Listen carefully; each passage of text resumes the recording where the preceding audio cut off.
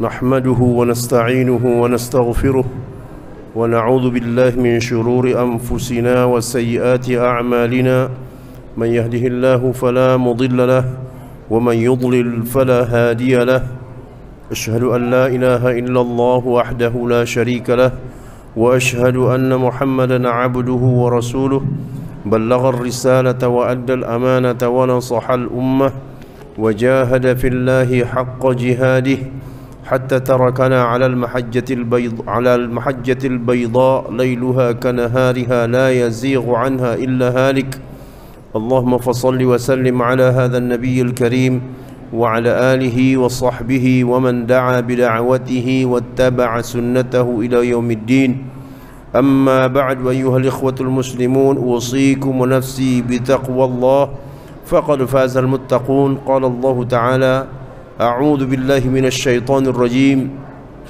يا أيها الذين آمنوا اتقوا الله حق تقاته ولا تموتن إلا وأنتم مسلمون وقال تعالى يا أيها الناس اتقوا ربكم الذي خلقكم من نفس واحدة وخلق منها زوجها وبث منهما رجالا كثيرا ونساء واتقوا الله الذي تساءلون به والأرحام إن الله كان عليكم رقيبا وقال تعالى يا أيها الذين آمنوا اتقوا الله وقولوا قولا سديدا يصلح لكم أعمالكم ويغفر لكم ذنوبكم ومن يطع الله ورسوله فقد فاز فوزا عظيما جماعة Jumat yang insyaallah dirahmati Allah Subhanahu wa taala. Kembali lagi kita bertemu dengan Yaumul Jum'ah, Sayyidul Ayyam, induk dari seluruh hari yang ada diciptakan oleh Allah Subhanahu wa taala. Di mana hari Jumat memiliki beberapa keistimewaan. Mudah-mudahan kita bisa meraup keistimewaan yang diberikan pada hari Jumat ini. Salah satunya adalah banyak-banyak bersalawat kepada Nabi kita sallallahu alaihi wasallam. Dan begitu juga berdoa, wabil khusus 1 jam dalam 1 hari ini yang memang dirahasiakan. Apabila tepat 1 jam itu, maka semua doa orang-orang yang berdoa akan dikabulkan oleh Allah Ta'ala. Tapi pertanyaannya, jam yang mana? Itu semuanya masih rahasia. Kaum muslimin, jamaah Jumat yang dirahmati Allah Ta'ala, bercanda kadang-kadang diperlukan, walaupun apabila melebihi kapasitas akan merendahkan harga diri seseorang. Apapun bentuk candaannya, apabila melebihi batas akan merendahkan, bahkan menghinakan seseorang. Tidak punya wibawa karena terlalu banyak bercanda. Bahkan pelajaran agama pun sebenarnya tidak pantas untuk dijadikan bahan candaan. Walaupun dengan niat untuk menyegarkan, tetapi para ulama tidak memperbolehkan hal-hal yang menyangkut agama ini jadi bahan candaan. Kaum muslimin, bahwa bercanda bisa saja bermakna mengolok-olok, mengejek, atau di dalam bahasa Al-Quran namanya istihza. Istihza itu artinya mencemooh, mengolok-olok. Perbuatan seperti ini sangatlah terkutuk. Kalau kita rujuk di dalam Al-Quran Karim, yang melakukan istihza ini hanya ada 2 golongan. Kalau tidak kafir, munafik. Kalau bukan orang kafir, itu adalah munafik. Kalau yang mengolok-olok ajaran agama itu masih mengaku muslim, maka dia adalah tergolong orang-orang munafikun. Lihat umpamanya di suratul Baqarah hampir setiap kita mungkin pernah membaca awal-awal suratul Baqarah. Wa idza laqul ladzina amanu qalu amanna wa idza khalau ila syayatinihim qalu inna ma'akum innama nahnu mustahzi'un. Kalau mereka bertemu dengan orang mukmin, mereka mengatakan kami beriman seperti kalian. Tetapi kalau mereka kembali kepada setan-setan mereka, Allah menyebutnya dengan kasar setan-setan mereka. Artinya apa? Komunitas mereka yang dianggap Allah sebagai setan. Apabila mereka kembali ke grup komunitas setan-setan mereka itu, kata mereka apa? Kami tadi itu hanya bercanda doang, ngaku-ngaku sebagai orang mukmin, sesungguhnya kami itu tak beriman. Ya Allah. Jadi lanjutan dari ayat itu, Allah membongkar bahwa mereka ini adalah orang-orang munafik yang di mata Allah mereka adalah sudah digolongkan sebagai orang kafir. Silakan dirujuk suratul Baqarah, Alif Lam Mim seterusnya. Di awal Al-Baqarah ini Allah berbicara tentang 3 golongan. Yang pertama al-mu'minun, zalikal kitabu la raiba fihi hudal lil muttaqin alladzina yu'minuna bil ghaibi wa yuqimunas shalah. Allah berbicara tentang orang mukmin 5 ayat. Allah berbicara tentang orang kafir cuma 2 ayat. Allah berbicara tentang orang munafik sampai 12 ayat. Salah satunya yang disebut mengolok-olok. Sifat orang munafik mengolok-olok, meledek, mempermainkan, mencemooh. Jadi kalau kita melihat Al-Quran, sifat mengolok-olok, mempermainkan agama, menjadikan agama sebagai bahan candaan hanya dilakukan oleh 2 golongan. Yang pertama al-kafirun, dan itu nanti akan kita bicarakan di dalam surah berikutnya. Dan yang kedua al-munafiqun. Nah, ada kisah di zaman Nabi. 2 kisah ini terekam di dalam Al-Quran surah At-Taubah ayat 65 dan 66.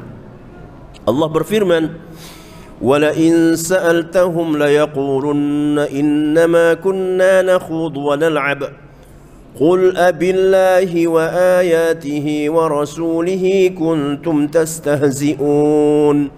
La ta'tadhiru qad kafartum ba'da imanikum.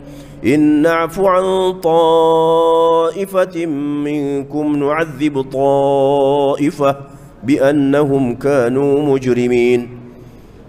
Kalau sekiranya ya Muhammad kau tanya mereka, kenapa kamu ngomong seperti itu? Pasti mereka menjawab, kami itu tadinya hanya sekedar bercanda saja, tidak serius.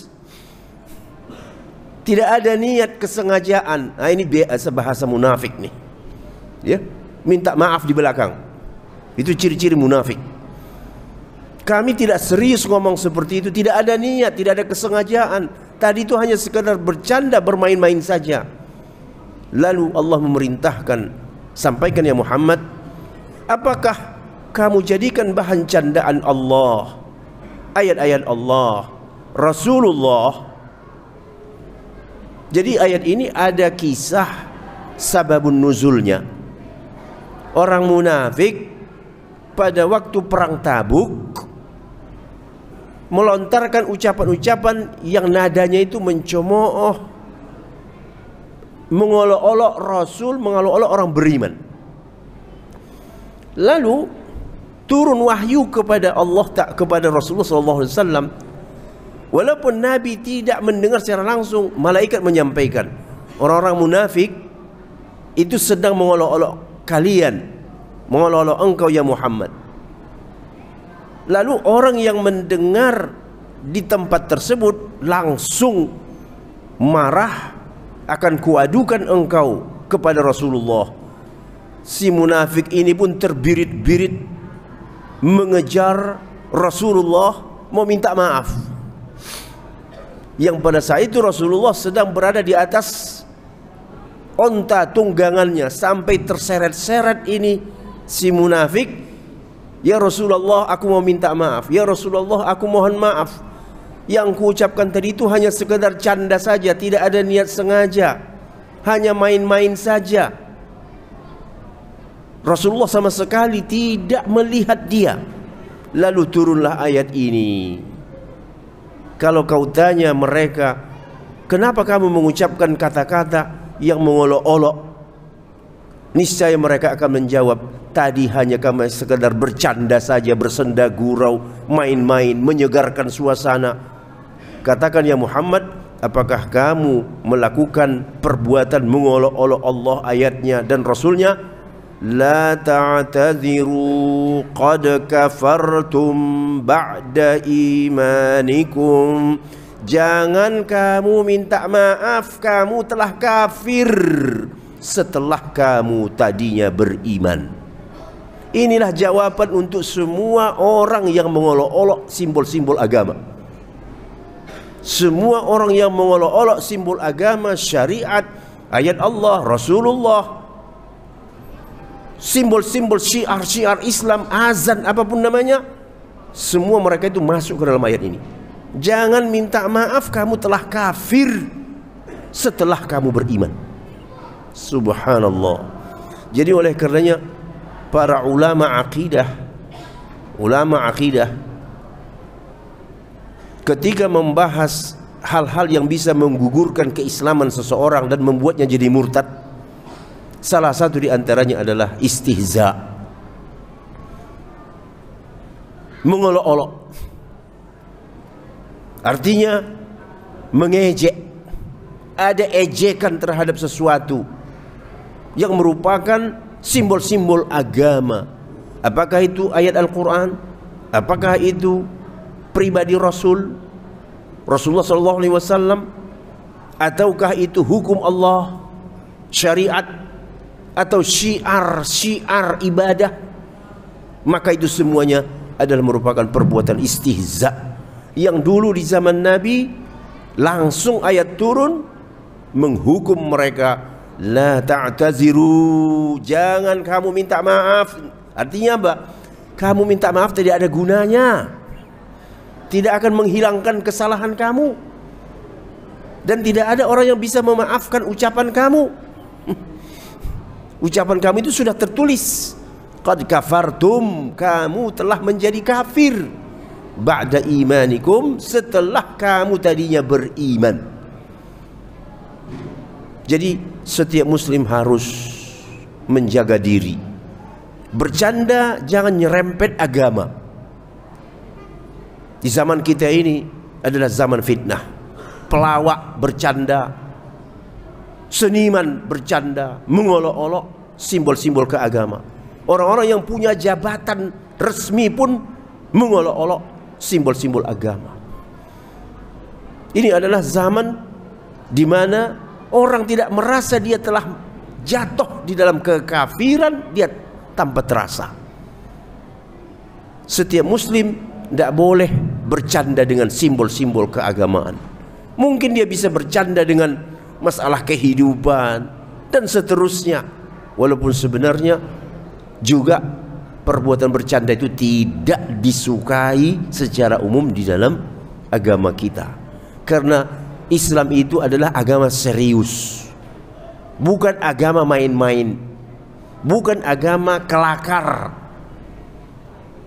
Jadi orang alim, ustadz, kiai, kalau terlalu banyak candanya, itu sebenarnya muruahnya itu sudah hancur, sudah runtuh. Tidak boleh ustadz banyak bercanda. Hanya sedikit sekali, itu pun dalam kondisi-kondisi yang memang untuk merubah suasana.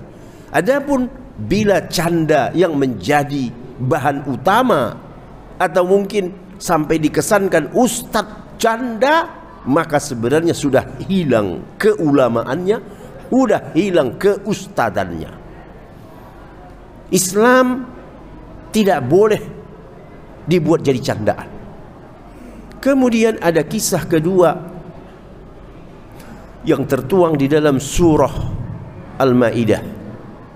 Allah berfirman, wa idza nadaitum ila as-salati ittakhadhuha huzwan wa la'iba dzalika bi annahum qaumun la ya'qilun.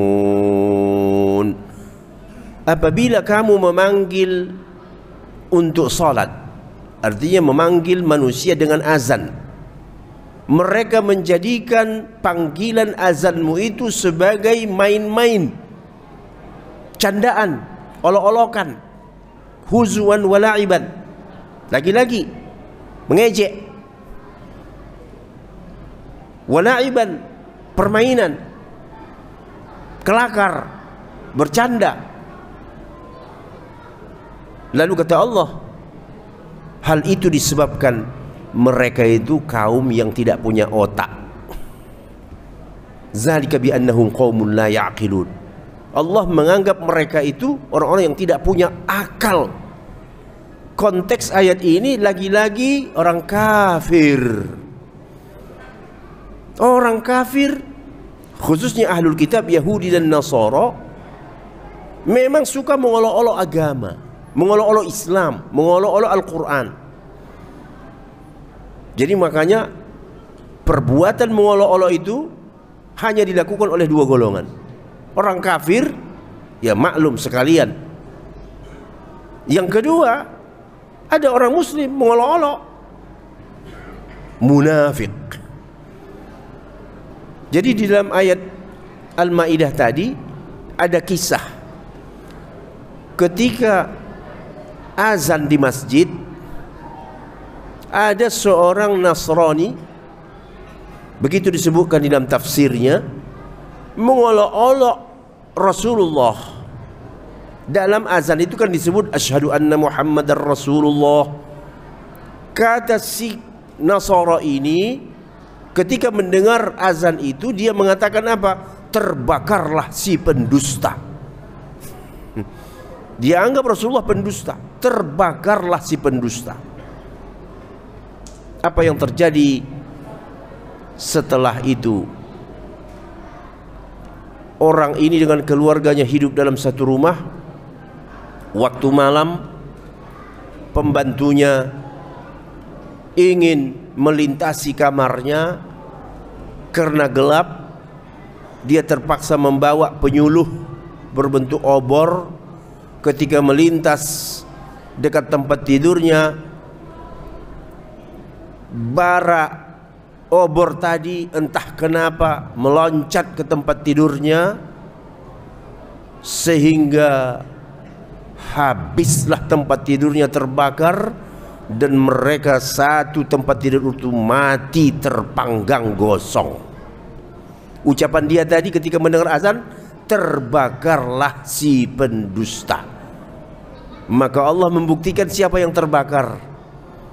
Yang terbakarkah Rasulullah yang dia katakan tuduh pendusta itu, atau yang mengucapkan ucapan terbakar itu yang mati terbakar?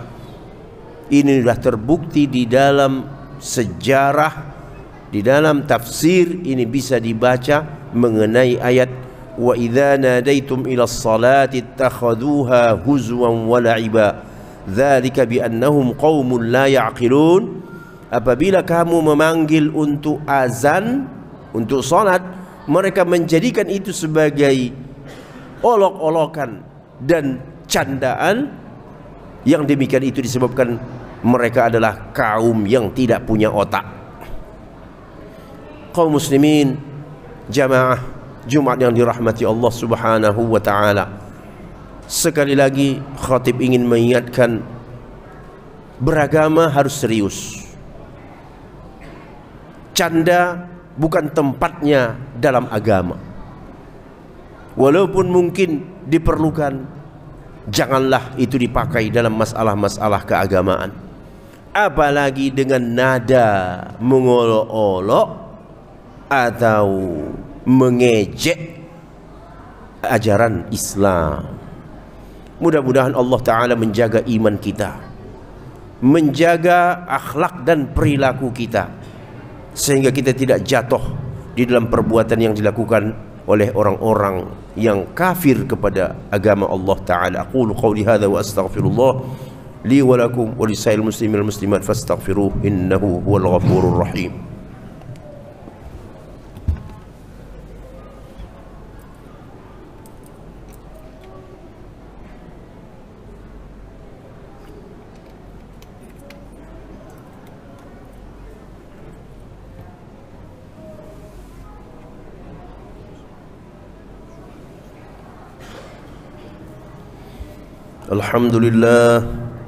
Alhamdulillahilladzi hadana lihadza wa ma kunna linahtadiya laula an hadana Allah.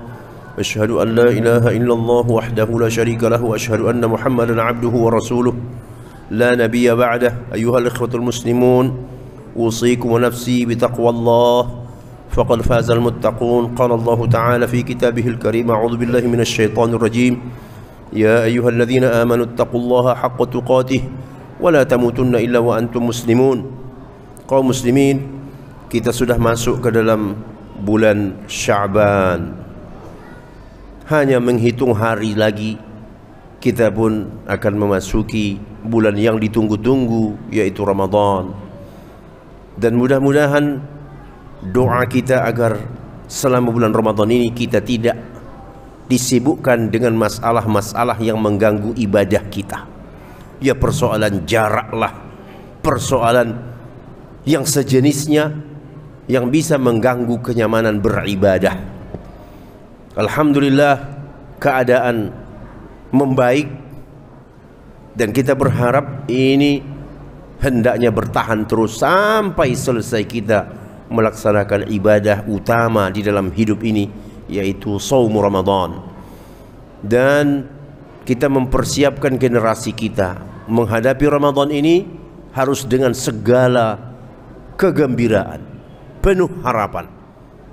Kemudian membawa mereka untuk datang ke rumah Allah, ke masjid, ajak mereka bertarawih, ajak mereka bertilawah, bertadarus di malam-malam Ramadan, agar suasana masjid kembali seperti semula, hidup, suasana hidup, ibadah semarak.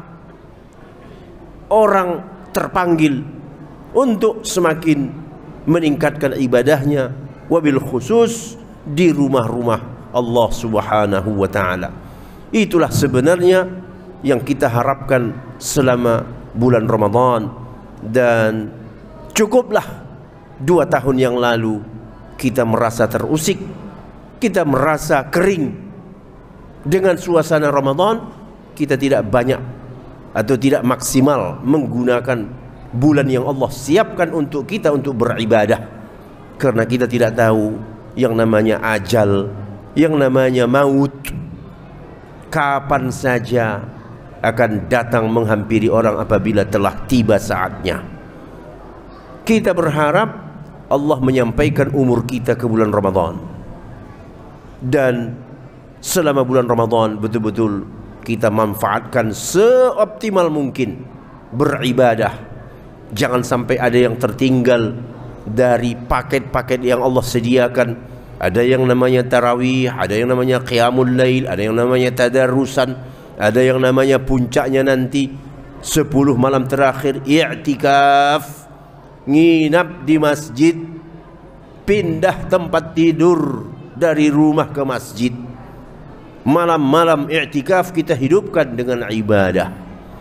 Begitulah seorang yang beriman kepada Allah dan Rasulnya. Dan begitu juga sekali lagi saya ingin tekankan, anak-anak kita, kita didik mereka beragama dengan serius.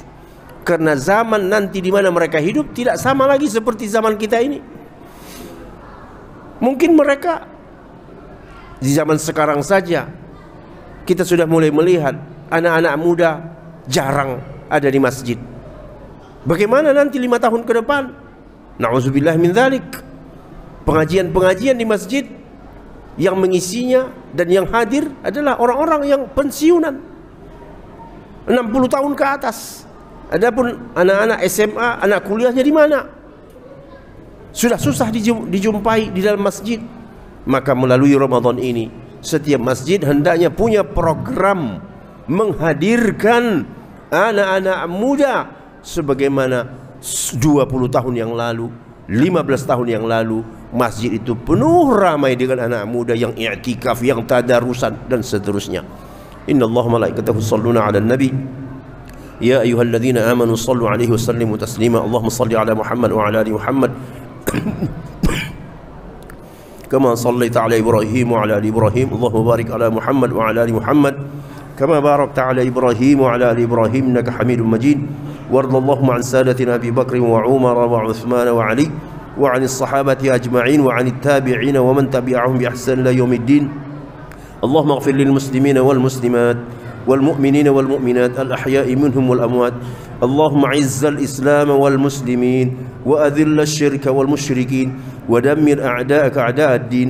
اللهم لا تدع في مقامنا هذا ذنبا إلا غفرته ولا عيبا إلا سترته ولا هما إلا فرجته ولا دينا إلا قضيته ولا حاجة من حوائج الدنيا لك فيها رضا ولنا فيها صلاح إلا قضيتها ويسرتها يا رب العالمين. ربنا ظلمنا أنفسنا وإن لم تغفر لنا وترحمنا لنكونن من الخاسرين.